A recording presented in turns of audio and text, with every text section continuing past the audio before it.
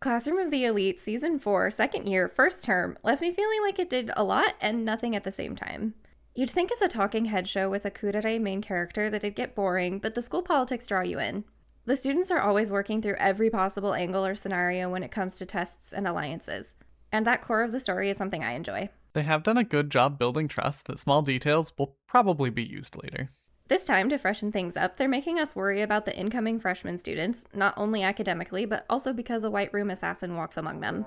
Oh my goodness, oh no, how did I write that in there? Oops. I wasn't particularly drawn to any of the new first years, so having them expand the cast wasn't my favorite thing to go through. I think because we already had so many cast members in the second and third year students that this felt excessive. I like opening up to more interaction between all the years at school. However, I might need to have a relationship map open on the side next season to remember who everyone is. Man, does Hosen ever put his teeth away? I got so tired of looking at them, and even his attitude makes you want to punch him in the teeth. So thanks, Ryuen, for doing us all a favor. I was interested in the school opening up to more violent solutions to problems. However, it felt like they leaned on it a little too hard this season, with what felt like most problems being solved with fists rather than smarts. And, what happened to Ayano Koji casually testing how much you can dilute coffee before the flavor changes? I was waiting for him to spike a coffee before or during the final test. No, he was just being a little weirdo. But also, Ayano Koji officially made Kei his girlfriend at the end of last season, and then they don't talk to each other and no one addresses it until episode 3.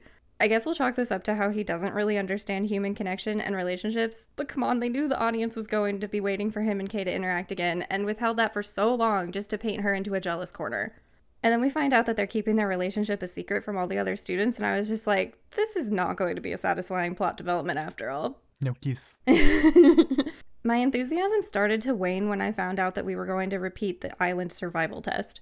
It would have been nice if the story had presented us with a new testing format to learn about, but instead they copied their own homework and changed it ever so slightly. I think they did a good job changing up the structure from just camping one area to moving around and traversing the island this time, though. But they did mention cards at the beginning of the test that didn't seem to pan out to anything, which makes me sad.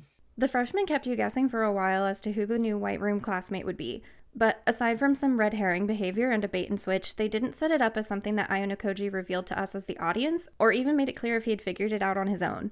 The answer was just handed to us, which made the reveal feel unearned. They're also starting to make the White Room feel like a not very well kept secret. The season closed out with lots of hand-to-hand combat in the final days of the survival test. And mini spoiler, but no one from Class 2D got expelled, so we lived to see another school term in Season 5. To me, this season was a little lackluster when compared to the previous seasons, so this was just a good 7 out of 10.